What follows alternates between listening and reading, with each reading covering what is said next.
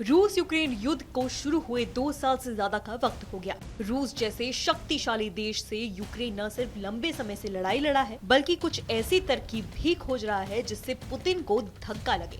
अब देखिए, यूक्रेन ने रूस पर एक ऐसा हमला किया जिससे न सिर्फ रूस में भारी तबाही मची, बल्कि पुतिन को शर्मिंदगी का भी सामना करना पड़ा।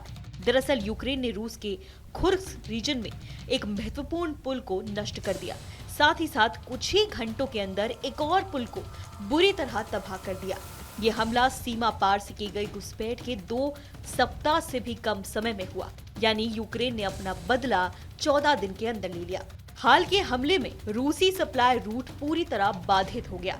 रूस के क्रेमलिन समर्थक ब्लॉगर्स ने स्वीकार कर लिया है कि ग्लश्कोवो सिटी के पास सेम नदी पर बने पुल को पूरी तरह से नष्ट कर दिया गया।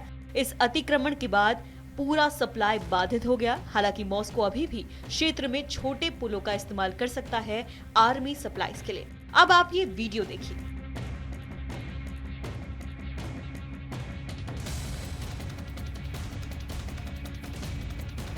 ये वीडियो यूक्रेन की वायुसेना के प्रमुख लेफ्टिनेंट माइकोलो ने शेयर किया है।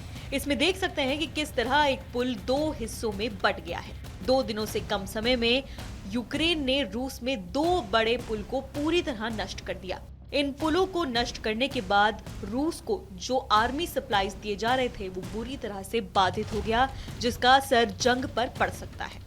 रूसी टेलीग्राम चैनलों पर यह दावा किया गया कि सेम रिवर पर बने पुल पर हमले हुए। रूस की मैश समाचार वेबसाइट ने भी ये पुष्टि की है, जहां से आर्मी को मेन वेपन्स और आर्टिलरी सप्लाई होते थे, उस पुल को पूरी तरह से नष्ट कर दिया गया है।